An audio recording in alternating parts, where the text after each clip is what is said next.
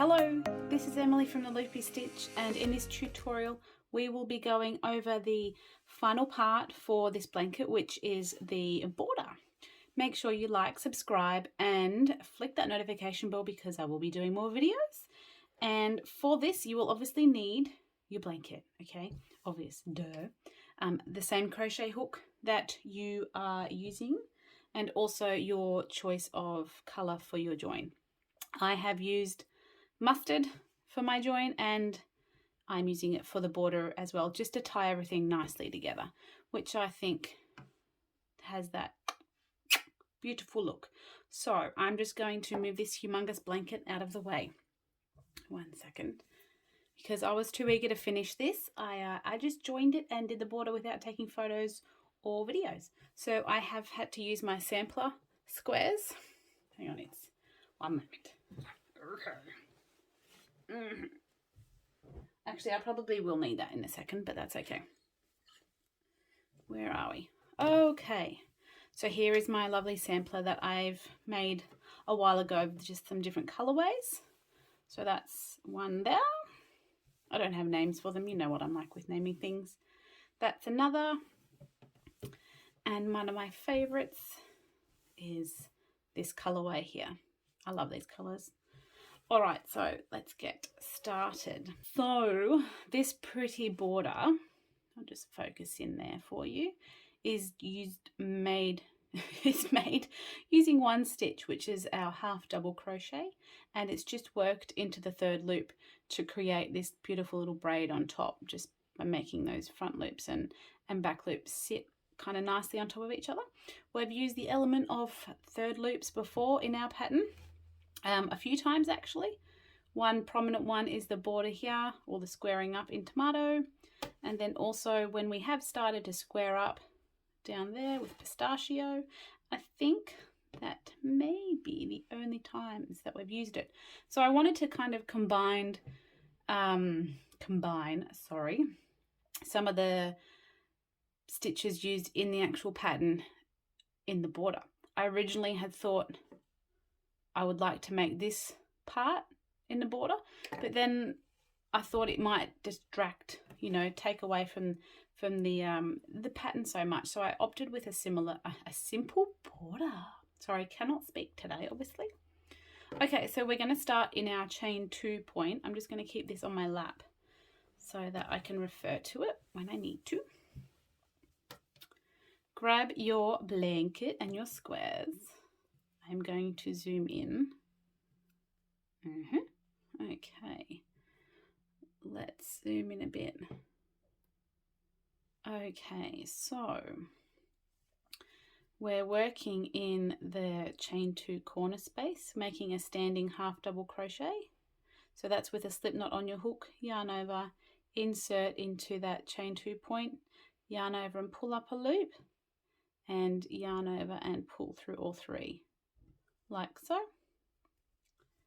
And then we're going to make the rest. I've got to be cautious of changing my hook hold. Still not quite used to it. So same thing again, into that chain 2 space, we're going to make another half double crochet. Then we're going to work the entire, oh no, okay, ignore me. We actually worked into the single crochets. So you can go and do that all the way around. Just into the actual stitches for this round, like so. Nothing too tricky. So we do that all the way around. Now when we get to the chain, the gap here, where we have our join, we actually work into the crochet chain space on either side and leave nothing here. So I'm going to zip along until we get to that joining of the squares. So I'll see you in a second. Okie dokie, I've made it to the chain 2 point. So what we're going to do is just make a half double into that chain 2 point, like so. And then skipping the zipper join, zigzag, not zipper, finding your chain 2 point on the other side. Now when you do this stitch, oops, sorry, I headbutted the tripod. I always do that. When you do this stitch, don't make it too tight, because you'll notice, like if you, I'll just zip this along, hang on, and if you do it too tight, it's going to be quite obvious of a little divot in the join. So do it maybe a little bit looser than normal, like pull up your loop just a little bit more, just so that everything is more streamlined. That's just due to not making a stitch actually in the join, but the reason why I'm okay with this is because you actually work into the third loop on the following round. Here's one I prepared earlier, just a few more rounds with it. So you can see with this, there is a slight little bloop divot, not too big, it's not that noticeable, and that the stitch sits nicely above the zigzag join. So yes, okay. Now you will just work the rest of your sides just like this until you get to your chain 2 points, where you will make 2 half double crochets, 2 chain, and 2 half double crochets. So the border round's probably like the most simple round out of the entire blanket, but I want you to have fun making it. I want you to enjoy that I don't want to call it messy stuff, let's call it the busy textural creative work has been complete, and now you're just putting the ice cream and the cherry on top. So that's what this border is about. It's about enjoying every moment that you have made throughout this blanket and thinking, can I do this border fast enough? Can I finish it? Because you know, when you get to that point of finishing a blanket or finishing a huge project, that you can't wait to finish it, so you end up doing like the last round supersonic speed, especially the last few stitches. Okay, I'm going to zip around until I get back to my start. So I will see you back at chain 2 points. So if you're like me, I like to actually show you what to do. So I'm just going to show you the corner instead of saying make your 2 half doubles and your 2 chains in the corner and your 2 half doubles. Make the stitches and show them, Emily. So super easy. 2 half doubles, chaining 2, and then 2 half doubles. Do not forget that sneaky hidden stitch, which we all know is there. So a little bit more obvious than normal sneaky stitches. That's okay, it's just the first one. Hello there. And then you just work all the way along like so.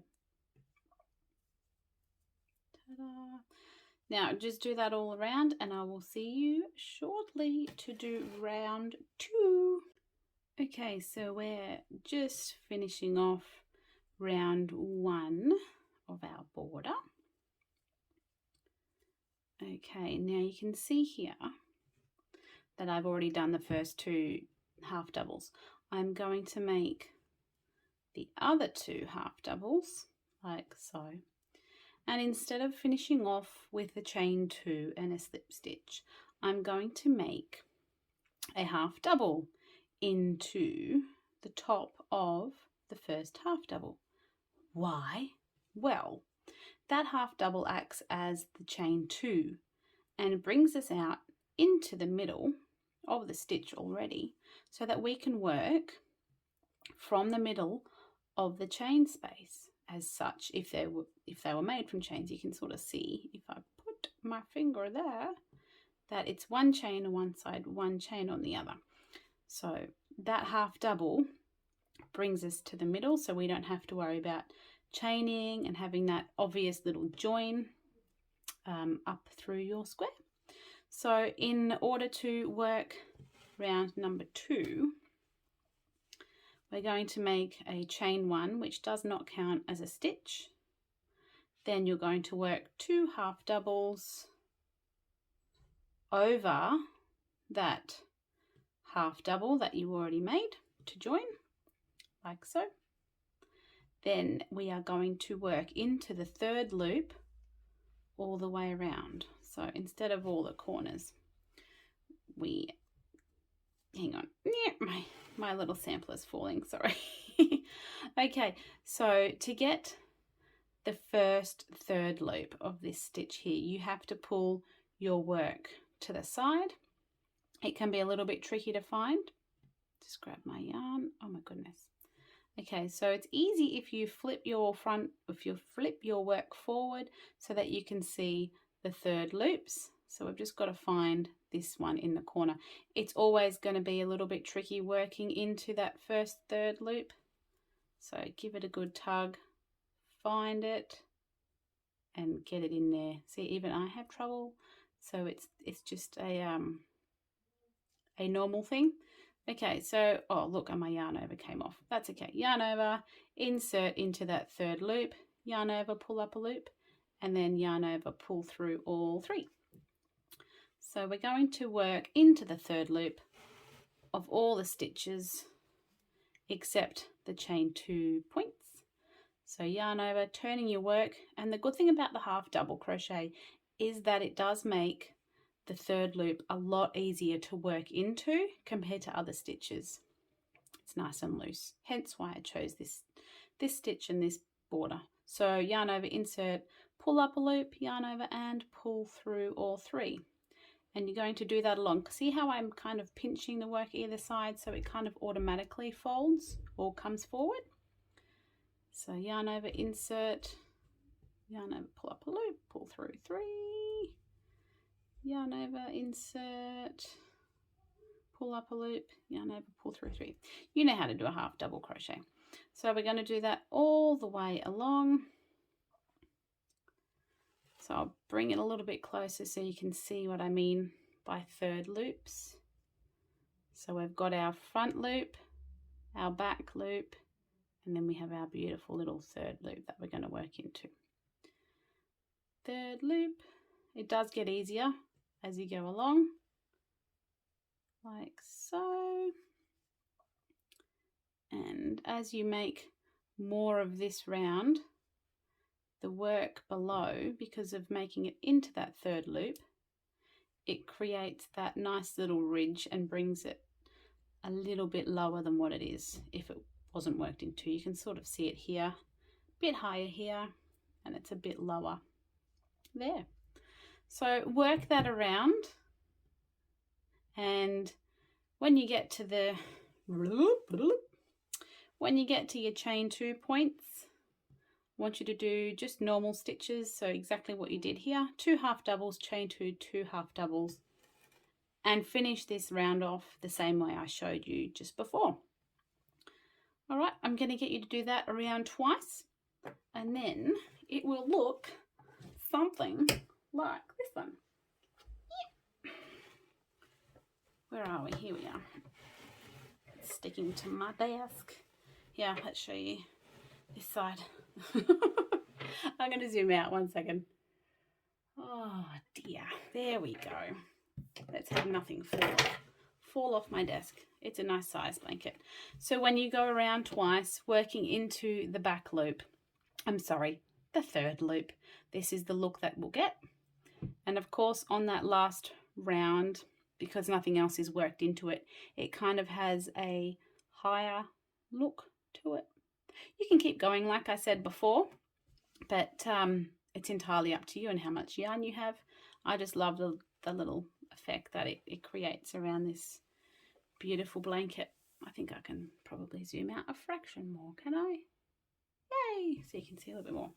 So just that beautiful simple border around such a, let's say intricate square, because there's so much detail involved. So I really hope you've enjoyed making your blankets. I have, and I've absolutely loved and hated.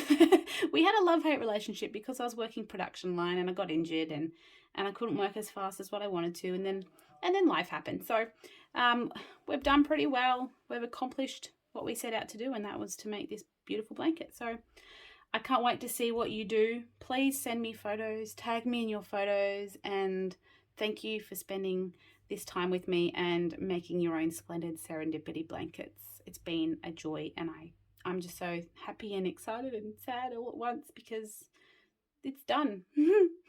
So until next time, which will be a crochet along, I will be seeing you soon, and happy hooking. Thank you so much again. Take care.